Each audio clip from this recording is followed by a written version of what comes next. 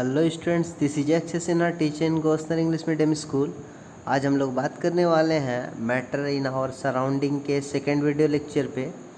और इस पे हम लोग बात करेंगे कि can matter changes its state. क्या मैटर अपना स्टेट चेंज करता है? तो हम लोग डेली लाइफ में भी हम लोग देखे हैं कि matter can changes its state. हाँ, मैटर चेंज करता है। कैसे?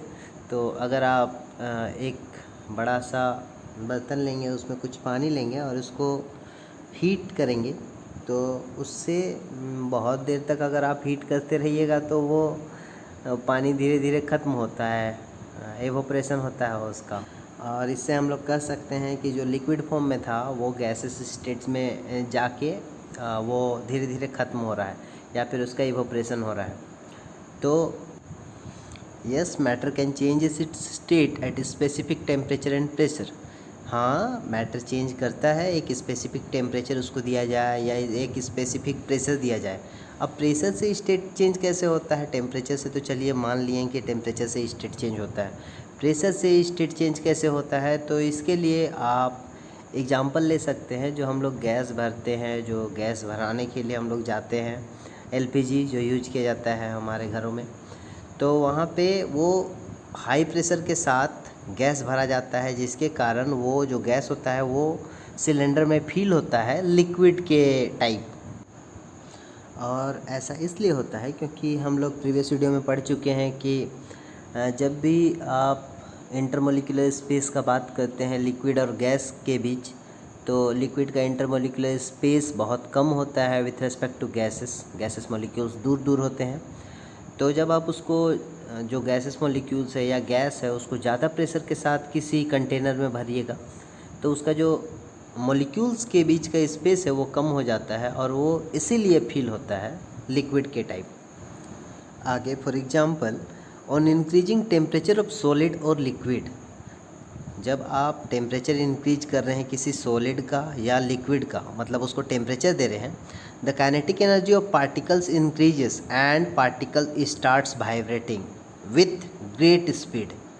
मतलब अगर आप किसी सॉलिड को गर्म कर रहे हैं या किसी लिक्विड को गर्म कर रहे हैं, तो उसका जो मॉलिक्यूल्स होगा वो वाइब्रेट तो ऐसे भी करता है, लेकिन जब उसको आप गर्म कीजिएगा तो वो ज़्यादा वाइब्रेट करने लगेगा। और हम लोग जानते हैं कि मॉलिक्यूल्स के बीच एक मॉलिक्यूलर फोर्स होता है, इंटरमॉलिक्यूलर फोर्स जिसको हम लोग कहते हैं। तो अगर इसके आगे वही लिखा हुआ है, the energy supplied by heat overcome the force of attraction between particles. तो जो आप एनर्जी हीट के थ्रू आप सप्लाई कर रहे हैं वो हटा देता है force of attraction between particles, उसको ओवरकम कम कर देता है force of attraction between particles and moving freely, more freely वो मूव करने लगेगा। And finally at certain temperature, अगर आप टेम्परेचर ऐसे ही बढ़ाते जा रहे हैं तो एक टेम्परेचर के बाद एक सर्टन टेम्परेचर पे सॉलिड मेल्ट होने लगेगा, वो गलने लगेगा solid to becomes a liquid and this temperature is called melting point of that solid. जिस टेम्परेचर पे कोई सॉलिड मेल्ट होने लगता है और लिक्विड के फॉर्म में चेंज होने लगता है, उसको, उस टेम्परेचर को उस सॉलिड का मेल्टिंग पॉइंट कहते हैं। तो यहाँ पे आप मेल्टिंग पॉइंट का डेफिनेशन लिख सकते हैं खुद से। At specific temperature when a solid changes to liquid then this temperature is called melting point of that solid. तो बाबू लोग, इसके बाद क्या होगा कि मैटर कैसे कैसे चेंज करता है अपना स्टेट। इसके लिए दो फैक्टर डिपेंड कर सकता है, फर्स्ट टेम्परेचर और सेकेंड प्रेशर। हम लोग बात कर चुके हैं इसके बारे में। तो the change of state of matter depends upon mainly two factors. First temperature, temperature पे कैसे कैसे चेंज करेगा, तो boiling point, evaporation, melting point, endothermic and exothermic change.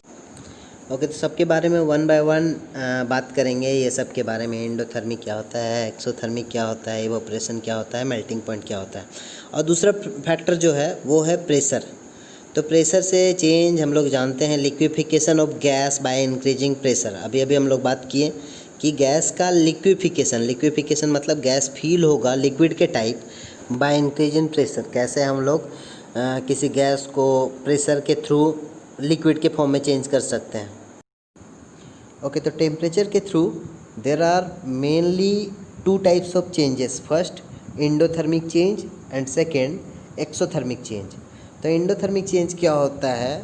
Those type of changes which takes place when the temperature is gain from outside is called endothermic change. मतलब वैसा change जब आप temperature outside से ले रहे हैं और अपना स्टेट चेंज कर रहे हैं। जैसे आप किसी वाटर को गर्म कर रहे हैं, वो इवोपरेट हो रहा है, लिक्विड से गैस के फॉर्म में चेंज हो रहा है, आप टेम्परेचर आप आउटसाइड से ले रहे हैं, तो ये है एंडोथर्मिक चेंज।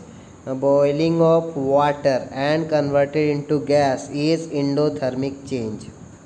जैसे नीचे दिखाई दे रहा है सॉलिड, उसको अगर आप टेम्परेचर इंक्रीज कीजिएगा तो वो लिक्विड में चेंज होगा। Yes, it is endothermic change. आप सॉलिड को गर्म किए, वो लिक्विड में चेंज हो रहा है, तो बाहर से टेम्परेचर आप बाहर से दे रहे हैं। उसके बाद अगर लिक्विड को और ज़ोर से गर्म कीजिएगा तो वेपराइजेशन या इवोपरेशन होगा। Yes, it is also endothermic change, जिसमें आप लिक्विड को टेम्परेचर दे रहे हैं और वो अपना स्टेट चेंज कर रहा है। हाँ, ये एंडोथर्मिक चेंज है। या फिर मेल्टिंग ऑफ आइस। अगर आप आइस का जनरली जब आप नेगेटिव टेम्परेचर में ले जाएंगे, 0 डिग्री सेल्सियस से कम करेंगे वाटर का टेम्परेचर, तो वो आइस फॉर्मेशन करता है। और vaporisation of water, yes it is endothermic change. Melting of ice कैसे? तो आप बाहर से, अगर आप 0 डिग्री सेल्सियस पे बर्फ़ बना हुआ है, उसको और थोड़ा सा बाहर से एटमॉस्फेयर का टेम्परेचर मिला तो वो मेल्ट होने लगा, तो बाहर से टेम्परेचर आप दे रहे हैं। तो जब भी टेम्परेचर बढ़ता है तो वो एंडोथर्मिक चेंज है। जब भी टेम्परेचर घटाया जाएगा तो वो एक्सोथर्मिक चेंज होगा। उससे पहले सब्लिमेशन क्या होता है? The process in which solid directly changes into gas is called sublimation. जिसमें वैसा प्रोसेस जिसमें अगर कोई सॉलिड बिना लिक्विड में चेंज हुए डायरेक्टली वो गैस में चेंज हो जाए तो वो कहलाता है सब्लिमेशन। जो जनरली हम लोग देखते हैं नेपथलीन बॉल। नेपथलीन बॉल मतलब बाबू लोग वो जो कपूर जो बोलते हो, जो कपड़े में डाला जाता है, वो नेपथलीन बॉल। वो सीधा सॉलिड से, ऐसा नहीं है कि वो कपड़ा भीगता है, मतलब वो नेपथलीन बॉल सीधा सीधा सॉलिड से गैस में चेंज हो जाता है। देखे होंगे उस पर जो नेपथलीन बॉल होता है, जो बरसात के दिनों में कपड़े में रखा जाता है, वो गंध से बचाने के लिए कपड़े को। तो यहाँ पे वो नेपथलीन बॉल धीरे धीरे छोटा होता जाता है। तो ऐसा नहीं है कि वो लिक्विड में चेंज होता है, वो सीधा सीधा सॉलिड से गैस में ही चेंज होता जाता है।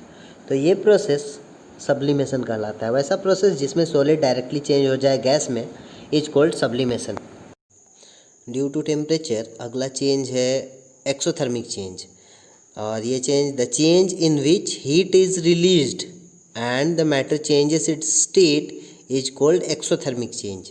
तो वैसा चेंज जिसमें हीट रिलीज किया जाएगा, अपने आप से हीट रिलीज़ होगा और वो अपना स्टेट चेंज करेगा। सॉलिड में है तो लिक्विड में, लिक्विड में है तो गैस में, तो वैसा चेंज एक्सोथर्मिक चेंज कहलाता है। तो जैसे फ्रीजिंग ऑफ वाटर, जिसको सॉलिडिफिकेशन ऑफ वाटर भी बोला जाता है, सॉलिड के फॉर्म में बनाना वाटर को। और कंडेंसेशन, कंडेंसेशन मतलब आप उसका कंडेंसेशन का एग्जांपल आप देख सकते हैं डेली लाइफ में। आप जब ढक्कन डाल के चावल बनाते हैं तो जो वेपराइज्ड वाटर होता है जो ढक्कन पे आ जाता है, वो है कंडेंसेशन। मतलब वेपर को कंडेंस करना, उसको ठंडा करना, थोड़ा सा ऊपर आप टेम्परेचर, यही चीज़ होता है अपना वाटर साइकिल में। यहाँ से इवोपरेट होके वाटर, जो ग्राउंड वाटर है वो इवोपरेट होके ऊपर जाता है और उसके थोड़ा सा टेम्परेचर कम होने के बाद वो कंडेंस होता है और बारिश होता है। ओके, तो एंडोथर्मिक और एक्सोथर्मिक हम लोग देख लिए कि एंडोथर्मिक मतलब वैसा चेंज जो हीट गेन करके हो।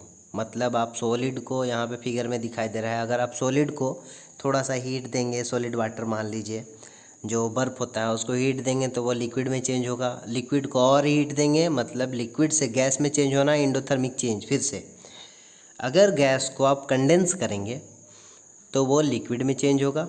जो इवोपरेशन के बाद कंडेंस वाटर जो हम बारिश में गिरता है वो वही चीज़ है। हाँ, तो ये है एक्सोथर्मिक चेंज। गैस स्टेट वाला जो वाटर है, वेपराइज्ड वाटर, उसका टेम्परेचर अधिक होता है, वो गर्मी से वेपराइज्ड होता है और थोड़ा सा ऊपर जाने के बाद वो कंडेंस होता है तो लिक्विफाई हो जाता है और वो गिरने लगता है बारिश के फॉर्म में। और अगर मान लिए उसी लिक्विड को आप फ्रिज में डाल दीजिए, मतलब जो पानी आपके पास है वो पानी को आप फ्रिज में डाल दीजिए, तो वो फिर से एक्सोथर्मिक चेंज, लिक्विड को 0 डिग्री सेल्सियस पे ले गए आप, 28-29 डिग्री सेल्सियस से 0 डिग्री सेल्सियस पे ले गए, मतलब वहाँ के हीट को आप हटा रहे हैं। तो जब भी हीट गेन करेगा वो है एंडोथर्मिक, जब भी आप हीट हटाएंगे तो वो है एक्सोथर्मिक चेंज। ओके, तो आज के लिए बस इतना ही। थर्ड वीडियो लेक्चर में ये पूरा चैप्टर ख़त्म हो जाएगा। अभी आगे हम लोग को पढ़ना है लेटेंट हीट के बारे में, latent heat of fusion, latent heat of fission, और थोड़ा सा इवोपरेशन के बारे में, और ये पूरा चैप्टर ख़त्म हो जाएगा। तो आज के लिए बस इतना ही। Thank you.